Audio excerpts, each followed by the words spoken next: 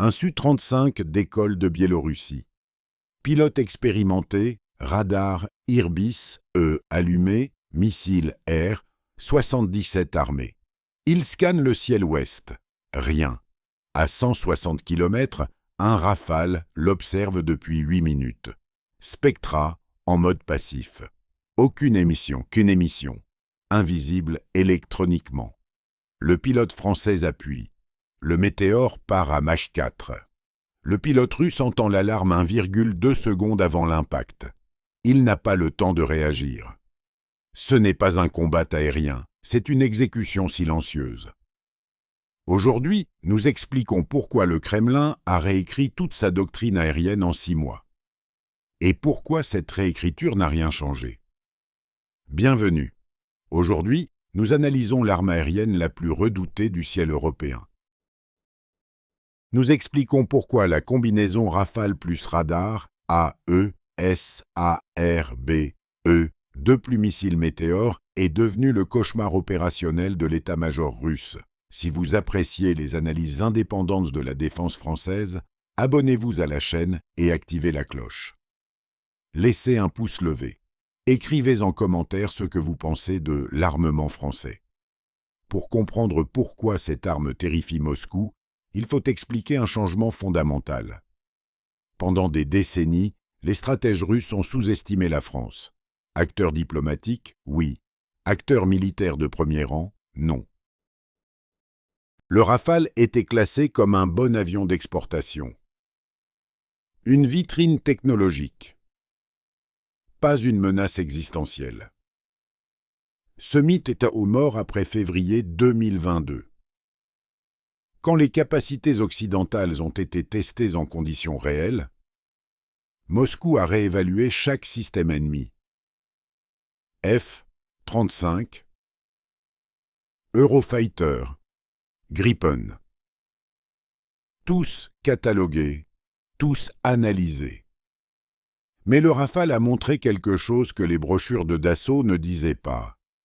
Une chose que les exportations vers l'Égypte, l'Inde ou le Qatar n'avaient jamais vraiment exposée. La doctrine française d'emploi. Les généraux russes ont supposé que le S-400 contrôlerait l'espace aérien à 400 km. Hypothèse fatale. Le S-400 possède un angle mort. Basse altitude, terrain accidenté, signature électromagnétique réduite. Le Rafale a été conçu pour exploiter exactement cette faille. Pas par accident, par doctrine. Le radar russe regarde haut. Le Rafale entre par le bas. À 50 mètres du sol, vitesse subsonique, signature minimale. Spectra en écoute passive.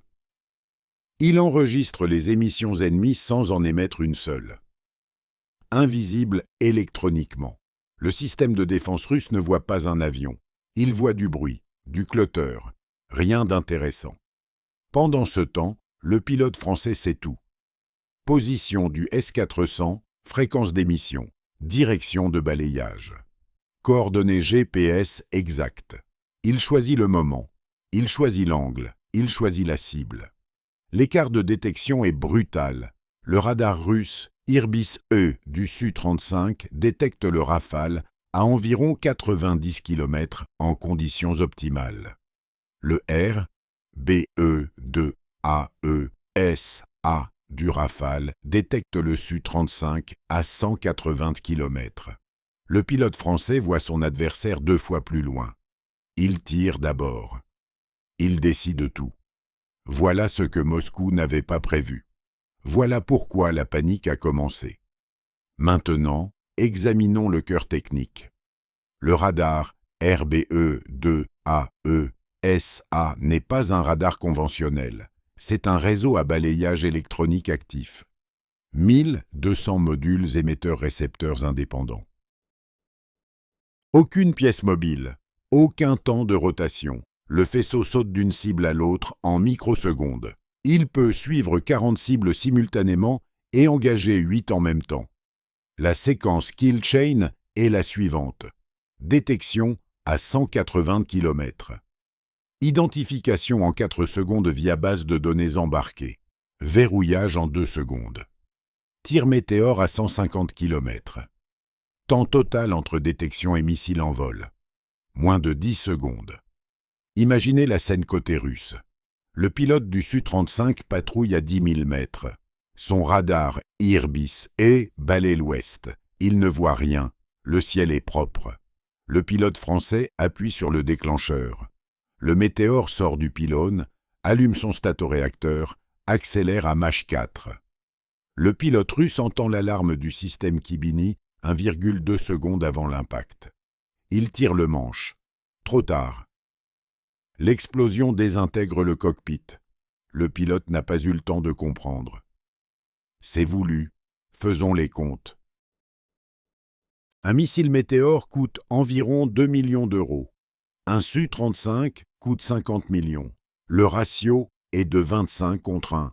La Russie produit 12 Su-35 par an. La France stocke des centaines de météores. La mathématique est impitoyable. Spectra mérite une explication séparée. Ce n'est pas un brouilleur classique. C'est un système de guerre électronique passive et active intégré. Il détecte les émissions radar à 200 km. Il identifie le type de radar en moins d'une seconde. Il choisit la contre-mesure optimale automatiquement. Brouillage directionnel, leurre, dérobement. Le pilote ne décide pas, le système décide. Ce n'est pas une simulation OTAN, c'est la doctrine testée en Libye, au Mali, en Syrie, en Méditerranée orientale. Validée au combat. Opérationnelle aujourd'hui. Comparons maintenant le Rafale avec ses concurrents directs. Le Su-57 est censé être l'avion de 5e génération russe. Furtivité annoncée, supercroisière, avionique avancée. Sur le papier, redoutable. En réalité, la signature radar frontale du Su-57 est estimée à 0,5 m². Celle du Rafale, grâce à sa conception et à ses revêtements absorbants, descend à 0,1 m² dans certaines configurations. Le Rafale détecte le Su-57 à environ 150 km. Le Su-57 détecte le Rafale à 90 km. L'avion russe de 5e génération est inférieur en détection à un avion français de 4e génération amélioré. Les ingénieurs russes le savent. Le Kremlin le sait. C'est pour cela qu'il n'y a que 22 Su-57 opérationnels dans toute l'armée russe. Le S-400 mérite aussi son analyse. Sur le papier, 400 km de portée. En pratique, contre un avion volant à 50 mètres dans un terrain accidenté, la portée effective tombe à 40 km. Le Rafale entre par le bas. Il tire son météore. Il disparaît avant que le S-400 ait fini son cycle de tir. Voici maintenant le scénario. Année 2026. Tensions extrêmes sur le flanc et de l'OTAN. La Russie lance une opération aérienne massive depuis la Biélorussie. 24 appareils. Su-35, Su-34, Su-30. Mission: saturer la défense aérienne polonaise pour ouvrir un couloir. 5h12. Liaison 16 française. 4. Rafale en patrouille au-dessus de la Pologne. Reçoivent les domons. Conçoivent les données. Awawa. Asokar. La colonne aérienne russe est identifiée. Position, vitesse, altitude, type d'appareil de chaque cible. 5h17. Les 4. Rafale se positionne. Spectra, en mode passif. Aucune émission radar. Invisible. Chaque pilote reçoit ses cibles assignées par le système. 6 cibles par appareil. 5h20 et 1. Premier tir, météore, puis le deuxième, puis 24 missiles en vol simultanément. Les pilotes russes voient leurs alarmes s'allumer en même temps. Chaos radio. Tentative de manœuvres évasives. 5h23. 14 appareils russes détruits. Les survivants tentent de fuir vers la Biélorussie. 3 autres sont abattus en retraite. Bilan. 17 avions russes détruits. 200 millions d'euros de matériel perdu en 11 minutes. Pertes françaises. 0 appareil, 0 pilote, 0 Rafale détecté par le moindre radar russe pendant toute l'opération. Ce n'est pas un combat aérien, c'est une exécution à distance. Examinons l'économie. Une sortie Rafale coûte environ 35 000 € par heure de vol. Pour intercepter 4 Rafales, la Russie doit mobiliser un système S-400 complet, plusieurs escadrons de chasse, des AWACS A-50.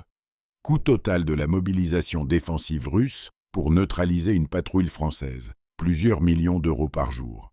Et ça ne fonctionne pas. Le ratio est asymétrique dans tous les sens. Coût d'attaque français bas, coût de défense russe élevé, efficacité française élevée, efficacité russe basse. La Russie ne peut pas gagner cette équation, elle peut seulement la subir. Mais la vraie valeur du Rafale n'est pas dans les chiffres, elle est dans la souveraineté. Pendant des décennies, l'Europe a dépendu de Washington pour sa sécurité aérienne. F-16, F-35, autorisation d'emploi, mises à jour logicielles contrôlées par les Américains. Chaque décision opérationnelle passait par le Pentagone. Le Rafale change cette dynamique. Production française, code source français, doctrine française. Pas de coup de téléphone à Washington avant d'agir. Pas de veto américain sur l'emploi. Quand la France décide d'engager, la France décide seule. Dassault produit. Thales fournit l'électronique. MBDA livre les missiles. Safran fait les moteurs. Tout est français. Tout est souverain. La chaîne logistique ne dépend d'aucune puissance étrangère. Dans 10 ans, le Rafale ne sera plus seulement un avion d'exportation. Il sera l'épine dorsale d'une défense européenne autonome. De consommateur de technologie américaine, l'Europe deviendra productrice de sa propre supériorité aérienne. Cela change tout. Cela signifie que la France n'est plus un acteur secondaire de l'OTAN. Nous sommes désormais un acteur dont il faut tenir compte. Un acteur qui peut arrêter une offensive aérienne russe sans demander la permission à personne. En résumé, le Rafale n'est pas seulement un avion. C'est le symbole d'un changement de mentalité défensive. De l'attente du secours américain à la construction de notre propre force. De l'importation de technologies étrangères à la création de nos propres solutions. Les généraux russes ont reçu une instruction claire de l'état-major. Éviter les patrouilles Rafale à tout prix. Ne pas s'engager en espace ouvert. Ne pas tenter de pénétrer les zones où la France déploie ses systèmes aériens. Ce n'est pas un hommage, c'est l'aveu d'une faiblesse russe. Que pensez-vous de l'aviation de combat française? Le Rafale est-il le meilleur investissement de la défense française ces 20 dernières années? Aurait-on dû acheter le F-35 à la place? Écrivez-le en commentaire. Votre opinion stratégique nous intéresse vraiment. Si cette analyse vous a plu, laissez un pouce levé. Abonnez-vous pour ne pas manquer les prochains décryptages de la défense française. Soyez vigilants, soyez fiers. La France sait se défendre. À la prochaine.